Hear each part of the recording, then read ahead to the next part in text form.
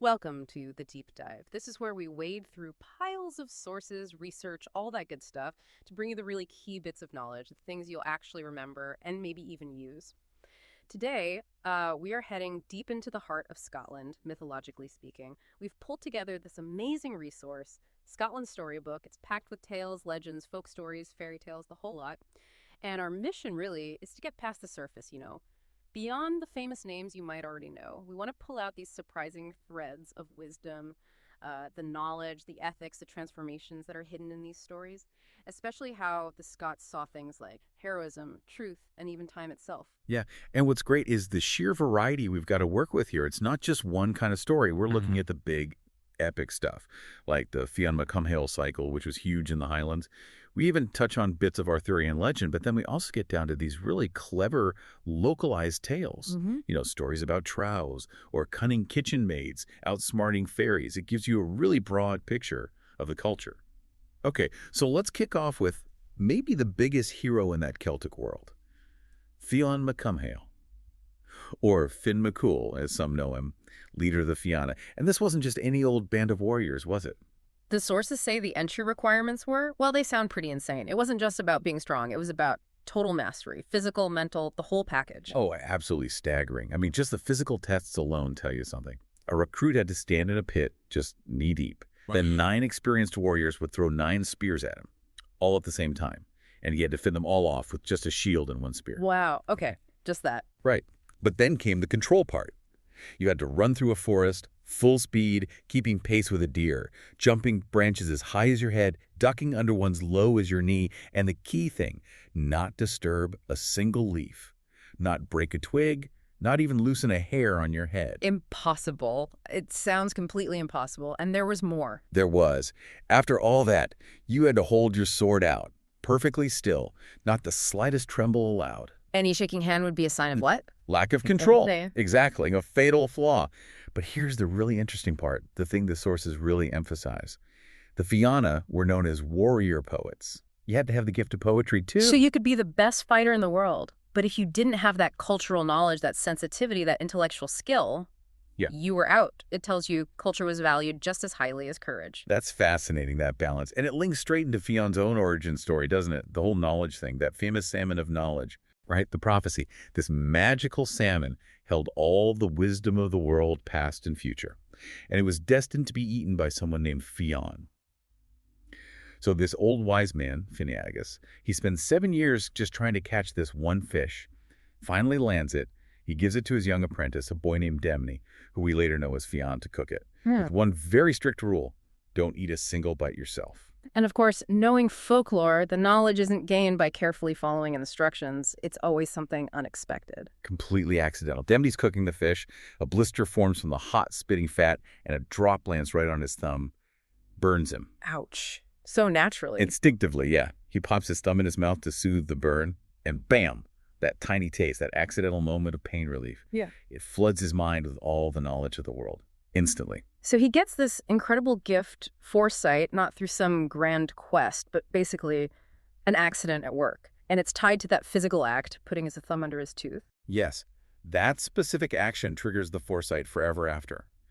It really emphasizes that wisdom often comes unexpectedly, maybe even painfully, even when it seems like luck. And that story, gaining wisdom through, well, an accident and some pain, it sets up a really neat contrast with the story of Fionn's son, Oisín. The sources paint Oisín as the best athlete, the most talented poet in the Fianna. But his story isn't about gaining knowledge like Fionn's. It's about trying to escape time itself. Ah, right. This is where Niam of the golden hair comes in, on the white horse. Exactly. Niam Senwar. She appears described as incredibly beautiful, riding this magical white horse that can actually gallop across the surface of the water. That's your first clue. This is something otherworldly. And she tempts him away to Tir Na N-Og, the land of the young. It sounds like paradise, doesn't it? No aging, no worries. But the sources give these intriguing little details, like time having no meaning. They can just wish for day or night. And something about farming of dreams. What was that? Yeah, these glimpses suggest a place beyond normal understanding. The farming of dreams, the land of silence for contemplation. It implies even eternal bliss isn't just passive. It requires some kind of structure, or maybe focus. Even paradise needs quiet time. Apparently so. But the crucial thing, the absolute condition for Oisín staying there, is he must never ever let his feet touch the soil of Ireland again. The classic fatal condition in these kinds of tales. Always a catch. So Oisín goes, he thinks he's there for maybe, a year or so, having a wonderful time. But inevitably, he starts to miss his old life. He wants to see his father, Fionn, and the Fianna again. Right. So Niamh lends him the white horse, reminds him very sternly, do not get off, do not touch the ground.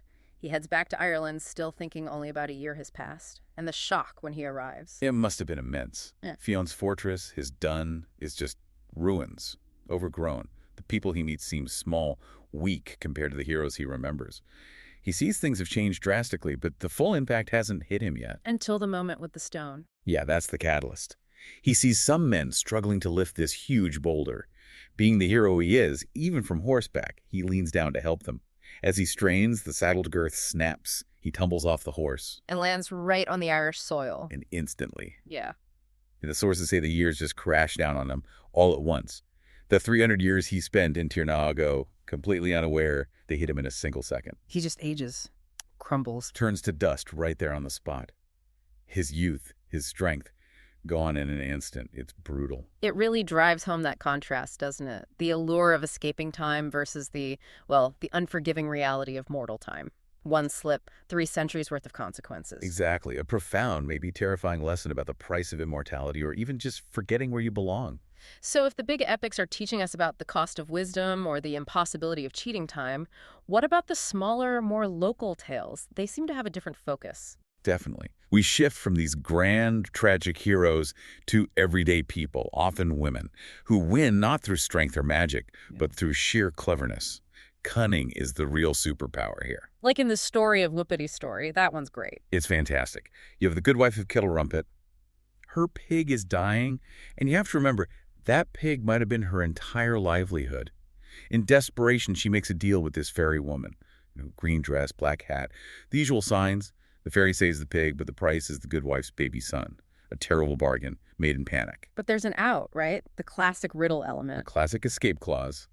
If the good wife can guess the fairy's name within 3 days, the deal's off. And she doesn't panic or try to fight. She uses her head. Pure common sense. She tracks the fairy woman down, finds her spinning thread in an old quarry, singing to herself, and she just listens. Eavesdrops, basically. Exactly. And she hears the crucial line, "Little kins are good wife at hame, that W.W. story is my name." Perfect. So she just strolls up on the 3rd day. Cool as you like. The fairy asks if she knows the name. The good wife pretends to think, then just casually says something like, "Oh, could it be Whoopity story?" And boom, contract canceled, baby saved. It's brilliant. It really highlights wit over magic. And we see a similar kind of cleverness, maybe more strategic stalling, in Rashie Coat, don't we? Yes, that's the Scottish Cinderella, more or less. Yeah. Rashie Coat is being forced into this awful marriage. So she doesn't refuse outright. She uses impossible demands as delaying tactics. The dresses. Those incredible dresses. Right. First, a dress of beaten gold. Then one made entirely of feathers from every bird. And finally, one woven from rushes, complete with matching rush slippers. These aren't just demands, they're clear obstacles. And she uses them as disguises to go to the balls, just like Cinderella. Exactly. She attends 3 balls, captivating the prince each time, but always slipping away. On the 3rd night, wearing the humble rush coat and slippers, she loses 1 slipper as she flees. Leading to the famous shoe test. The shoe test, yes. But here, the story takes a darker, maybe more visceral turn with the stepsister figure, the henwife's daughter. Ah, this part is grim. She actually mutilates her foot. She does. The source is quite graphic. She nips off her heel, clips off her toes, anything to make that rush slipper fit. She's desperate. But she gets caught, right? Through nature's intervention almost. The prince is riding away with her, thinking he's found his bride. But a little bird flies down and sings this rhyme. Nipped foot, clipped foot behind you on the horse. You'll find the one, the gold shoe, fits sad and sorrowful in the black kitchen. The other bird literally rats her out. Yep. Exposes the whole painful deception. The prince finds the real Rashie Coat hiding away. The story says he basically throws the henwife's daughter off the horse then and there. Justice served, however brutally. It shows that truth will out, often from unexpected places. A bird, a kitchen, not the halls of power. Precisely. And that theme of justice, especially linked to nature or the supernatural world, carries through into other tales about ethical behavior. There's a strong sense in these stories that you have to respect boundaries, keep your word, especially when dealing with magic or the natural world's resources. Like in the story about the dancing trees. Old Cruvy? Old Cruvy, yes, that's a perfect example. King Oak Old Cruvy leads all the great oaks in this dance every 50 years. They literally pull up their roots and dance, revealing this amazing treasure pit underneath. Wow. Okay, free treasure. What's the catch? The catch is greed. We get two characters. Jack, a simple shepherd, and the local laird, who's portrayed as incredibly greedy. Jack's mother warns him straight up, don't be too greedy, take too many gems and they will pound you into mince. Very direct advice. Hard to misunderstand that. You'd think. But the laird completely ignores it. He's just grabbing gems, stuffing his sack, obsessed. He can't stop himself. And then the trees come back from their dance. They return to their spots. Old Cruvy slams his huge roots back into the earth, right where the laird is still grabbing treasure. Oh no, and buries him. Just gone, forever trapped under the roots. The moral is crystal clear. Only take what you need.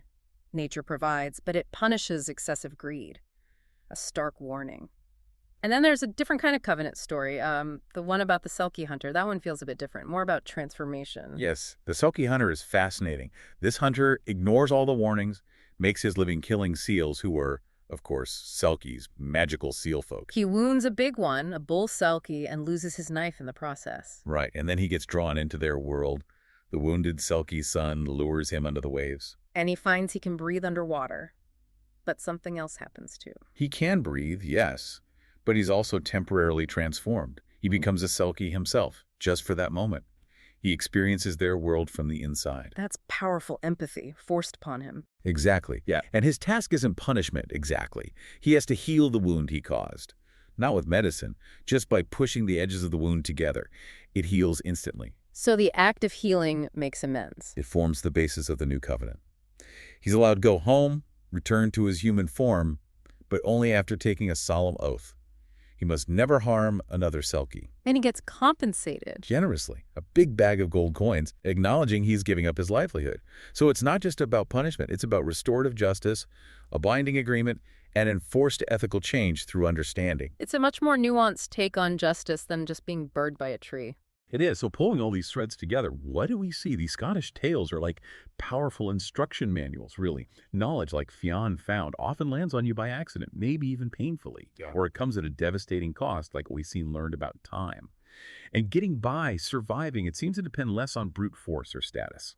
Think of the greedy laird, and much more on wit, like the good wife, or humility, and absolutely on keeping your promises, like the Selkie hunter had to. It's a really potent mix of survival strategies. That's a great summary. The sheer range is amazing, from the warrior poet ideals of the Fianna right down to outsmarting a fairy over a pig.